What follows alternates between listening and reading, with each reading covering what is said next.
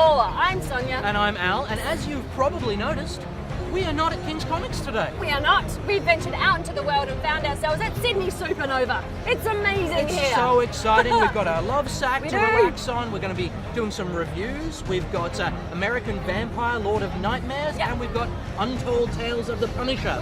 We've got some interviews as well. We've got Paul Mason, we've got James Gilarte, and Ray's going to be having a look at some of the amazing collectibles you can get here. He's very excited about it. He has. He's been running around like crazy. Yes. But you know what? First, we should really have you talking to some of the cosplay people we've got Yes, it's amazing today. Let's go check it out. Let's do that. Yes.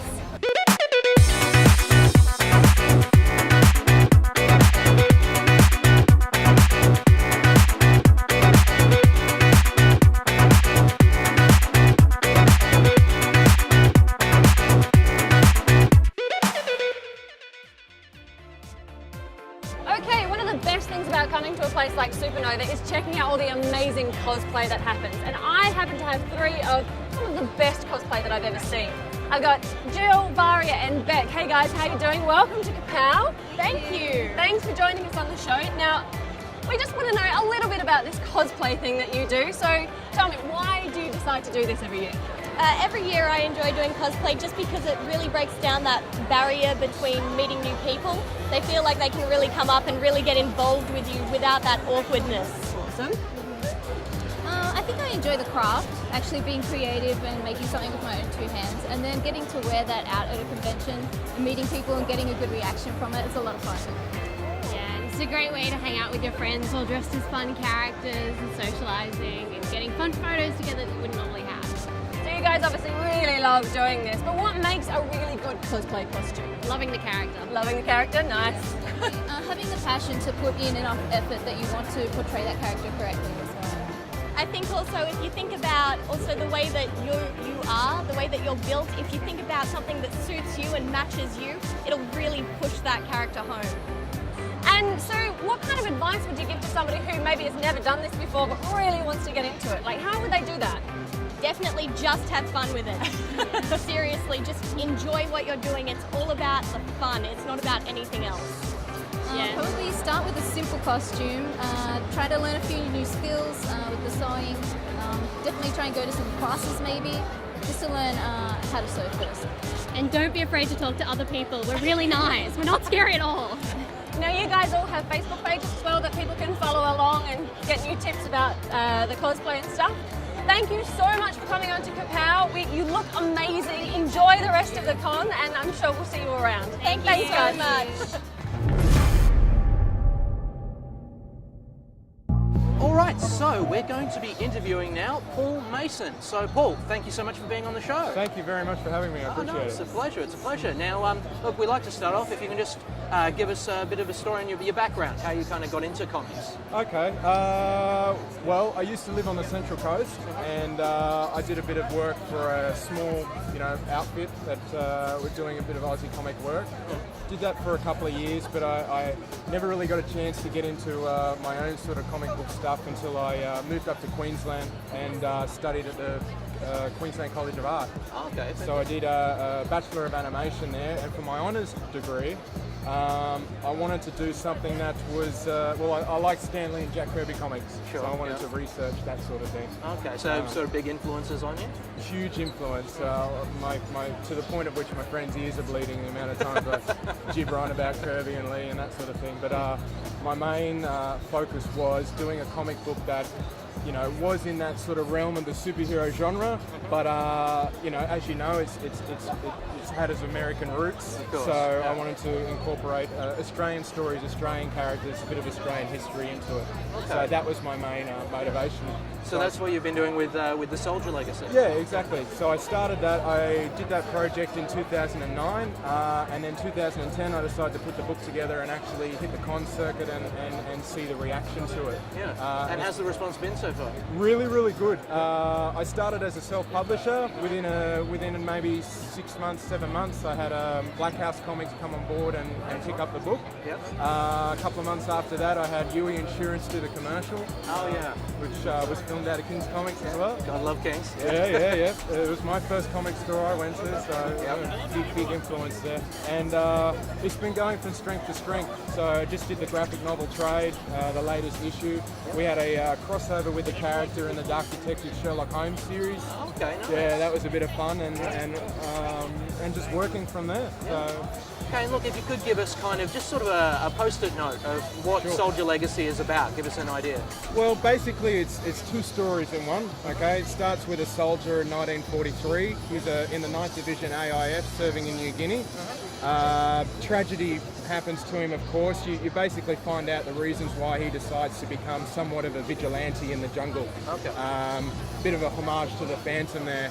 Nice. And then from there, of course, the second story is about his grandson. He's living in modern Brisbane suburbs. Okay. And the environment around him, he decides to honour his grandfather's legacy by wearing the same mask that his grandfather wore. Which still, again, kind of a Phantom. Exactly, Yeah, exactly. With that crossover in the Sherlock Holmes series, we did the soldier from 1880s meets Sherlock Holmes villain in that story. So there's a bit of a legacy that's building from there. So the whole story. You have a lot of space to play with, a lot of time to play with. Yeah, and it's all about finding out their motivations of why each individual decides that they're going to, honour this whole legacy of wearing the mask and saving lives. That was basically the whole premise of it. So. Fantastic. All right, well that sounds great. And where can people get their hands on Soldier Legacy? Okay, if you can't see it in your local comic book store, you can get it online through either Black House Comics or chase me up on the Facebook page. If you go to Soldier Legacy Comic Book on Facebook, you can find me there. Fantastic. Yeah. All right, well everybody should definitely have a look for that. I think it's definitely well worth a look. It's very, very cool. Soldier Legacy. Check it out as soon as you can. And thank you so much for being on the show. Thank you very much for having me. I appreciate it. Very excited. We have found Hex from ABC's Good Game at Supanova here in Sydney. How are you doing, Hex? Awesome. You having a great day? Yeah, I mean, I've been coming here for years, I think. Oh, awesome. Are you looking for anything in particular this year? I'm trying to actually, in the interest of saving money, because I always blow so much money from my wallet, I'm trying to stay away from the swords. So, That's right, you are quite a fan, aren't you? Yeah. I have a sword rack at home. Was there any kind of smaller items that maybe might work into the budget? Maybe some like Throwing Battlestar knives? Galactica. I've got my eye out for a Mark II from Battlestar. That's very cool. That I'd really love to get. Awesome. Yeah. And you're having a good day? Like you're enjoying all the crowds, the cosplay? It's pretty crowded. There's a lot of people, but I love the cosplay. And Awesome. My first year at Supanova, I actually was dressed as Starbuck from Battlestar Galactica, and that was when I met Barjo from Good Game. So I can essentially attribute my job to coming to Supanova. To coming to Super? That's fantastic. Thank you so much for coming on and talking to us here in Kapow, Hex. Thank you. No worries. What would it take for you to kill someone? Now wait, before you answer that. I mean somebody that you've never met. Somebody you just walk up to them with a gun, boom, one in the head, done. Because that's the question that Jason Starr asks in issue 1 of Untold Tales of the Punisher, Max. It's a perfect setup for a comic crime book. A compulsive gambler, Jimmy Frisco, gets given a gun and told that if he murders a particular person, all his gambling debts to this loan shark will be erased. And we're not talking small change here, we're talking thousands and thousands of dollars. Yeah, and he's also told that if he doesn't do it, his whole family will be killed. So he's very much in a rock and a hard place kind of position here. Yeah, but it doesn't seem to take him that long to decide, sure, murder is a good decision No, here. that's true. He doesn't really agonise over No, it, does not he? at all. But, I mean, this is a Max Comics title, True. so honestly, if nobody got killed, I don't know if they'd be justifying the explicit content label. Well, the language would do it for you. Okay, so yeah, there is some swearing, but I think it's all justified. No, that's the thing. It is all relevant, and the violence when it happens isn't gratuitous or over the top. I mean, Roland Bosch's artwork fits so beautifully with the kind of Punisher-style story. It's dark, it's moody, there's a lot of shadows, and the characterization of the faces is so good. Yeah. I mean, I never got bored looking through this book. No, Every that's true. panel has something for you. That is true, but story-wise, you did say this is a pretty cool setup for a crime comic. I certainly did, and it certainly is cool. But the problem is, this is not a crime comic book. This is supposed to be a Punisher story. Yeah, I see where you're going with this. Not enough Frank Castle. Not nearly enough Frank Castle. I mean, I understand that this is the untold stories of the Punisher. I know that it's supposed to be in a more of a real world, gritty kind of era, but 34 pages of a comic and he shows up in 9? That's so not enough for the first issue of this series. Yeah, that did bug me too. And for a 5-issue miniseries, that was kind of a weird choice. I know. I mean, you know, this is how it's starting off with an absentee anti-hero. That just seemed like a weird call. It does. Like, it may be an issue number 3 or 4, but not number 1. Yeah. Now, I mean, the story itself is pretty cool. Jason Starr, he is an award-winning crime novelist. Yeah. So you know he can tell a good tale, but honestly, as far as crime comic books go, I've read better. Yeah, I mean, it did remind me of maybe one of the weaker storylines from 100 Bullets or something like that. Overall, I'm going to have to give this one a borrow. Yep. I mean, there's nothing really wrong with it, but there's better crime comics out there. There is, and don't go to this if you think you're going to be able to jump off into the Punisher saga, because you're not going to. Anyone who's actually been reading Max Punisher, this is a nice little kind of full stop to the end of that saga, but don't start with this one. Head back into the trades, find those. It's going to be a borrow for me as well. It's a good story, the artwork is great, but it's not a Punisher story for me. Okay, Kapowians, I'm very excited. We have a superstar here. We've got John Viener, who is a writer, actor, voice person extraordinaire, really, aren't you? You do a bit of everything. So what brings you to Australia today? I'm here for Supanova, the Comic-Con of Australia, and I'm representing Family Guy and the Cleveland show. Yep. And I'm also on Phineas and Ferb, which is a kids show that I don't know if it airs I like over Phineas here. and Ferb. Yeah, it shows here. And we're excited about this new movie Ted that Seth directed, and my friends Alec and Wellesley wrote with him. And I have a small part as Alex, the foreign guy. The foreign guy, nice. I play a lot of foreign guys on Family Guy, and so that was a natural progression to go into the movie. That's really exciting. So you're enjoying your time here at Supanova? Oh yeah, it's great. This is this is as exciting as the other ones I've been to. I was expecting, they said, oh, it's a smaller one. It's like, no, this is just as big and zany and fun. Crazy as everyone. Yeah, it's crazy. You're a writer, a voice guy, an actor. Is there any particular one that you like doing the most?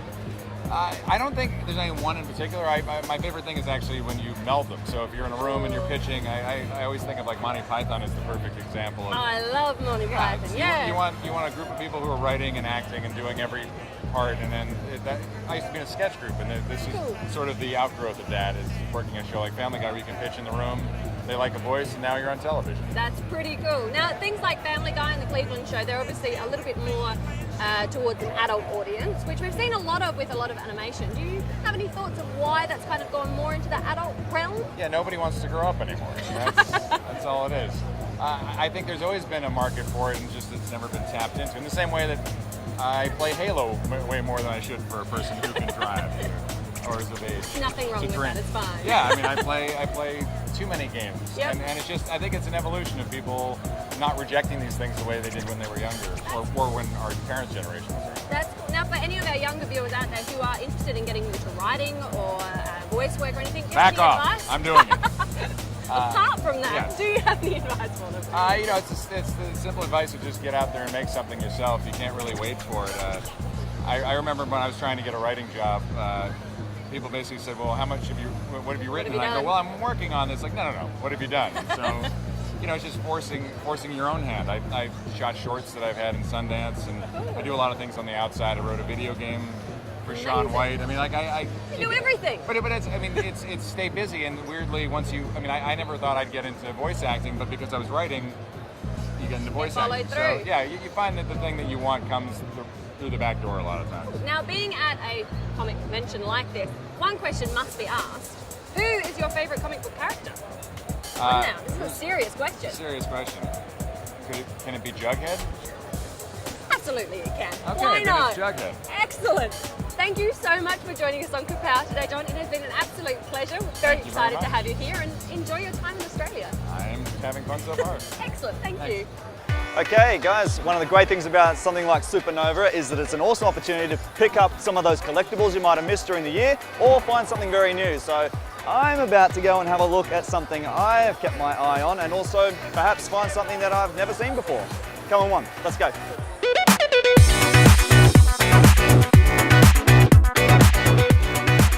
Oh my anime goodness, look at what I have found. All right, it's the Tekkaman blade. Open it up with this Pegasus. Now this is something you can't find just anywhere. Luckily here at Supanova, you can find this thing here. It's based on a cartoon series released in the late 80s or early 90s. A lot of people would know it as Techno Man Blade, but it is actually Tekkaman Blade. Must have from me. Ooh, let's find someone else.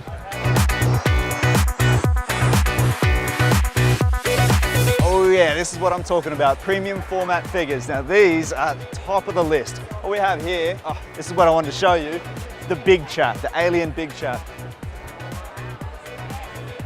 Premium format figure, all hand painted, hand sculpted.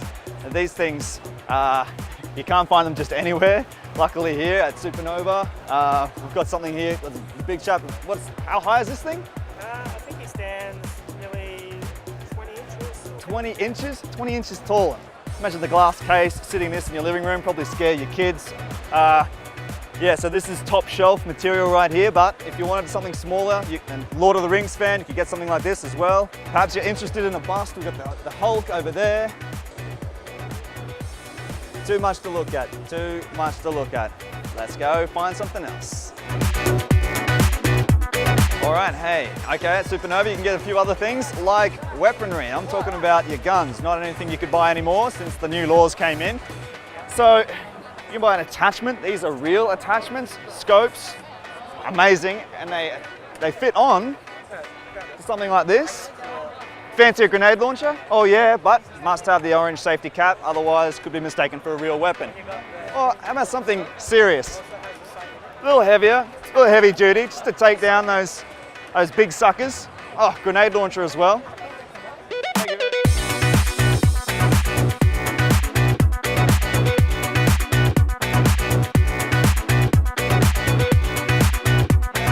So we've seen guns, we've seen figures, but we haven't seen swords yet. Oh my goodness, this thing is huge. Cloud sword, yeah, it's just big enough for me. This thing weighs a heck of a lot, seriously. I could go with something like a samurai sword behind me, but personally I want to have to wield something with two hands. It just feels more manly. Yes. Okay guys, so that's just a very small selection of what's on offer at Supanova. There's so much more here. T-shirts, caps, bags, like little trinkets, little bobbleheads, you name it. They've got it here. Myself, I'm gonna go empty my wallet because I've got a few things that I want for my own collection. All right, catch you later.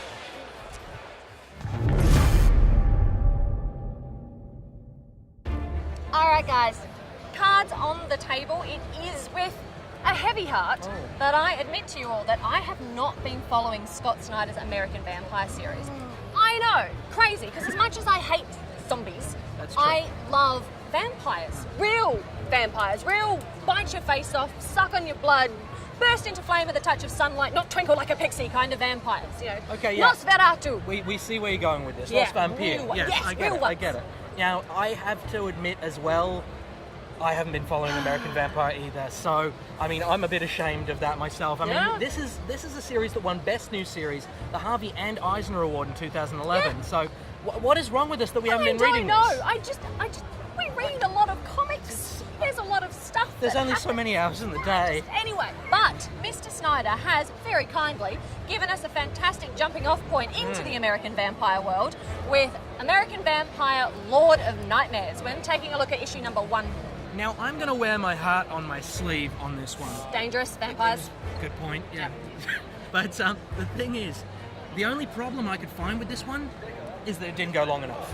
I loved it. I loved it. It's so very cool. I mean, you go from this really tense conversation at the beginning in a cafe all the way through to like this extreme carnage almost within a couple of pages. But the beauty of this is that you never feel rushed. You don't feel like anything's been glossed over. It's all perfectly paced. Yeah, absolutely. And Dustin Nguyen's artwork is amazing. masterful. It's Amazing. really, really good. Yep. I mean, he has a subtlety to his work He that does. works so well for a piece like this. Yep. I mean, the first time you meet one of the series villains, Tommy Glass, near the start, he seems like this empty-headed weirdo, but then with nothing more changing than just a little bit around his eye, one eye, he just becomes ridiculously creepy. So very creepy. Isn't he? I mean, Yeah. do not be fooled by this guy's colourful clothing, because he is a bad guy.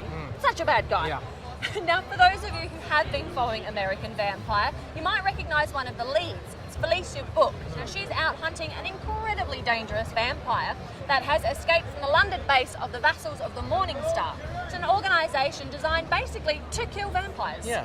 Now, this isn't a particularly long comic. Like I said, the problem is it doesn't go long enough. Yeah. It's mostly just setup.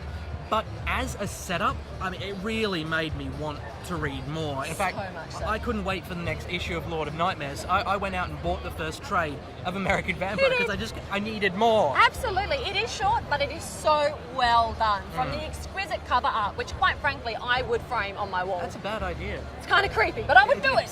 To the interiors, where you've got this beautiful colour palette that's used, from the blues and greys of a watercolour London to the bright pastels of Paris. Yeah. Then you've got this simmering tension between Agent Hobbs and Tommy Glass, to this one page of ultimate carnage, which just Crazy. hits you in the face. It's Yeah. so amazing. I just love this book. It's so good. Yeah. Now, honestly, it would really surprise people if we said anything other than buy at this point. It would. I kind of want to do it just to freak you all out, but I won't, because Mr. Snyder and Mr. Nguyen have done such a beautiful job in Lord of Nightmares. So this is a buy from me. This is a big bite your face off, blood-soaked buy. Burn. What? No, I'm kidding. I will bite your face I off. just wanted to see your face. Now, look, obviously, stop it. Obviously, this is a buy from me as well. Good. Look, for those of you who, like us, for whatever reason, haven't been following this one, check it out. It will make you want to read more. Absolutely. And for those of you who have been following it, this is just going to sweeten the pot. So Totally. this is a buy. This is the definite Definitely a buy. buy. Get onto this one. It's well worth it. Just stop that. It's very annoying. Okay, so now we are talking to James Gilarte. Thanks so much for being on the show. Appreciate No worries, you thanks for coming having me, Al. Yeah. Now we'd like to start with, if you can just give us a bit of your background. Tell us a bit of how you got started. Yeah, well, essentially, my name is James Gilarte. I'm from the western suburbs of Sydney. Really, I was always into sort of comics when, being a little kid, being Spider-Man, Superman, Batman. Nice. And I guess when I got in my teens, I sort of fell out of it. However, back when I was 19, 20, I got back into certain events in my life, and really came to one of these one year, and I met up with a couple of different guys, the artsy builders who were just around the corner. Actually, did the art, the robots. So I got involved with them, and I was like, oh, it'd be cool to build an R2D2, and really, I just launched a whole different creative side to me. So, and now I'm sort of writing now. Yeah, and you've got the online comic at the moment, so Vengador. So why don't you tell us a bit about that? Yeah, so essentially Vengador started off as being a webcomic. Yep. It was a goal of mine to be a little bit more, but essentially what it's more about one guy, 22-year-old, name's Eric Martin, goes through a lot of events in his life, realizes that, society isn't really the way he always thought it was. Right. So, you have that self-realization once you hit that 20, you go, okay, I thought world was one way, it actually works a different way. Right. So he doesn't really handle things very well, and it's all about sort of fighting for what's right, fighting for what you believe in, and a little bit of vengeance as well. So Well, we do like our vigilantes, so he's got a lot of that sort of roof hopping things going on. So he does, cool. He does indeed. So he's got a lot of different cool gadgets as well that I'm trying to bring in. So. Yeah, we all love the gadgets. And what's the future for Vengador? Where are you taking it with that? Well, at the beginning, I didn't really have a clear goal in mind. However, now I do.